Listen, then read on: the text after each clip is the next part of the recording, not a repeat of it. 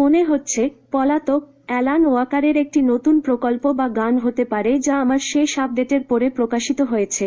জানুয়ারি 2024 এই আমার শেষ আপডেট হিসাবে। আমি অ্যালান ওয়াকারের ফিউজিটিভ শিরোনামের কোনো নির্দিষ্ট গান বা প্রকল্প সম্পর্কে সচেতন নই। যদি এটি একটি সাম্প্রতিক প্রকাশ বা ঘোষণা হয়, আমি পরামর্শ দিচ্ছি অ্যালান ওয়াকারের official social media channel, streaming platform বা পলাতক এবং এর সাথে সম্পর্কিত বিষয়বস্তুর সর্বশেষ তথ্যের জন্য সংবাদ উৎসগুলি পরীক্ষা করে দেখুন। অ্যালান ওয়াকার তার মিউজিক ভিডিওতে বর্ণনামূলক উপাদানগুলিকে অন্তর্ভুক্ত করার জন্য পরিচিত। প্রায়শই তার ট্র্যাকগুলির সাথে দৃশ্যমান চিত্তাকর্ষক গল্প তৈরি করে। উদাহরণস্বরূপ, ফ্যাড এর জন্য তার মিউজিক ভিডিওতে আমরা একটি অল্পবয়সী মেয়ের সাথে জড়িত একটি গল্প দেখতে পাই যে আলোকে নিয়ন্ত্রণ ও পরিচালনা করার ক্ষমতা রাখে।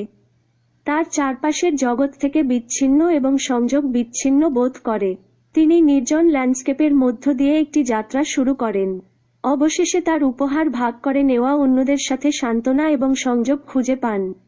এই আখ্যানটি গানে উপস্থিত একাকিত্ব এবং আকাঙ্ক্ষার বিষয়বস্তুর পরিপূরক। একইভাবে, একা এর মিউজিক ভিডিওতে আমরা এমন একটি চরিত্রকে অনুসরণ করি যিনি অসাধারণ ক্ষমতার অধিকারী এবং ছায়াময় ব্যক্তিত্ব দ্বারা অনুসরণ করা হয়। পুরো ভিডিও জুড়ে আমরা নিজের মধ্যে শক্তি আবিষ্কার করার সময় ক্যাপচার এড়াতে নায়কের সংগ্রামের সাক্ষী। ভিজুয়ালগুলি গানের আবেগপূর্ণ গুণাবলীকে প্রশস্ত করে এবং সামগ্রিক অভিজ্ঞতার গভীরতা যোগ করে। যদিও এই মুহূর্তে অ্যালান ওয়াকারের সাথে যুক্ত পলাতক শিরোনামের একটি নির্দিষ্ট অ্যানিমেটেড গল্প নাও থাকতে পারে, তার সঙ্গীত ভিডিওগুলিতে প্রায়শই আকর্ষক আখ্যান থাকে যা দর্শকদের উপস্থাপিত থিমগুলির সাথে ব্যাখ্যা করতে এবং জড়িত হতে আমন্ত্রণ জানায়।